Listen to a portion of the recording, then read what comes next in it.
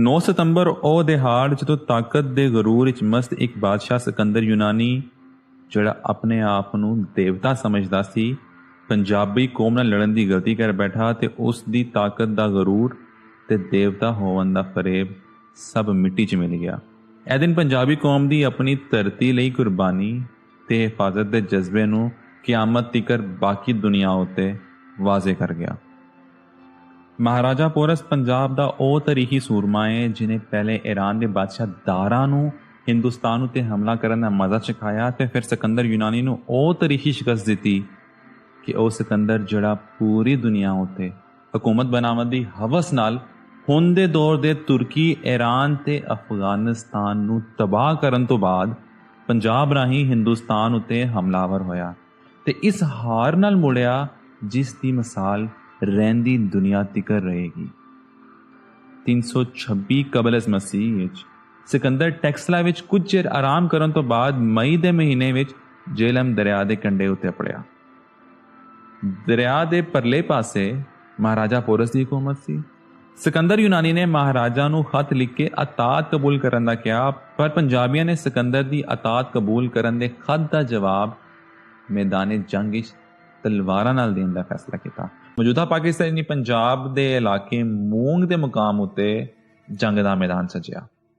ਪੋਰਸ ਨੇ ਜੰਗੀ ਹਿਕਮਤ ਅਮਲੀ ਦੇ ਤਹਿਤ ਚੰਗੀ ਥਾਂ ਤੇ ਆਪਣੀ ਪੋਜੀਸ਼ਨ ਸੰਭਾਲੀ। ਸਿਕੰਦਰ ਵੀ ਫੌਜ ਦੇ ਨਾਲ ਮੈਦਾਨ ਵਿੱਚ ਆਇਆ, ਪਰ ਇਹਦੀ ਫੌਜ ਨੂੰ ਨਾਹਮਵਾਰ ਥਾਂ ਮਿਲੀ। ਪੰਜਾਬੀ ਲਸ਼ਕਰ ਇਸ ਦਲੇਰੀ ਨਾਲ ਲੜਿਆ ਕਿ ਇਹ ਜੰਗ ਇੱਕ ਦਿਨ ਤੋਂ ਵੀ ਘੱਟ ਜਾਰੀ ਰਹੀ।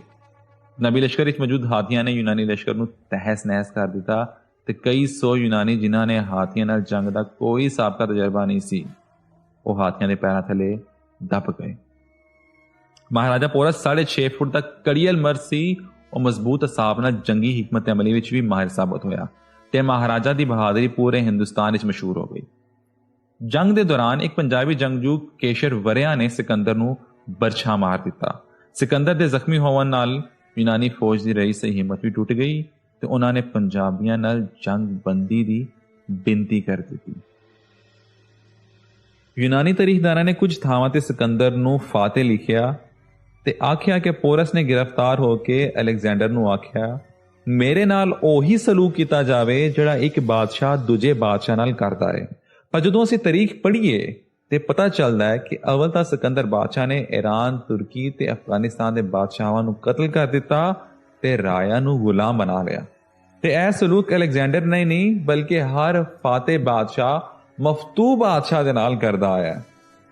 ਪਰ ਅਲੈਗਜ਼ੈਂਡਰ ਤੇ ਜ਼ਾਲਮ ਤੇ ਮੁਲਕਾਂ ਤੇ ਕਬਜ਼ਾ ਕਰਨ ਦੀ ਹਵਸ ਵਿੱਚ ਰਜਿਆ ਨਹੀਂ ਸੀ।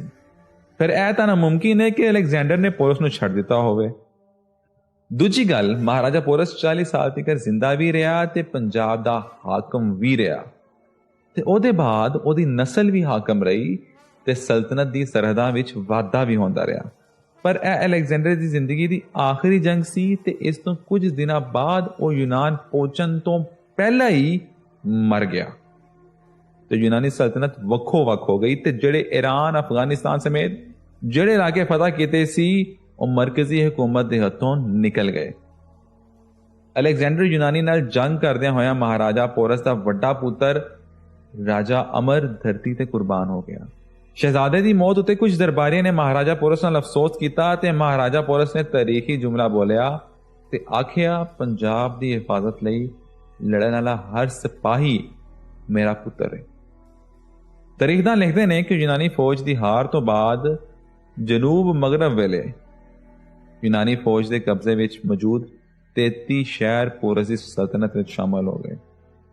ਕੁਝ ਯੂਨਾਨੀ ਤਾਰੀਖਦਾਨਾਂ ਨੇ ਤਾਰੀਖ ਵਿੱਚ ਘਾਟਾ ਵਾਧਾ ਕਰਕੇ ਯੂਨਾਨੀ ਫੌਜ ਤੇ ਸਿਕੰਦਰ ਨੂੰ ਸਿਰਫ 3 ਮੁਲਕ ਤੁਰਕੀ, ਈਰਾਨ ਤੇ ਅਫਗਾਨਿਸਤਾਨ ਫਤਹ ਕਰਨ ਤੇ ਹੀ ਸਿਕੰਦਰ ਆਜ਼ਮ ਅਲੈਗਜ਼ੈਂਡਰ ਦੀ ਗ੍ਰੇਟ ਬਣਾਉਣ ਦੀ ਨਾਕਾਮ ਕੋਸ਼ਿਸ਼ ਕੀਤੀ। ਪਰ ਹਕੀਕਤ ਚਿੱਟੇ ਦਿਨ ਵਾਂਗ ਵਾਜ਼ੇ ਹੈ ਕਿ ਸਿਕੰਦਰ ਇਸ ਜੰਗ ਤੋਂ ਬਾਅਦ ਕਿੱਥੇ ਨਾ ਨਜ਼ਰ ਆਇਆ ਤੇ ਨਾ ਹੀ ਪੰਜਾਬ ਫਤਹ ਕਰ ਸਕਿਆ।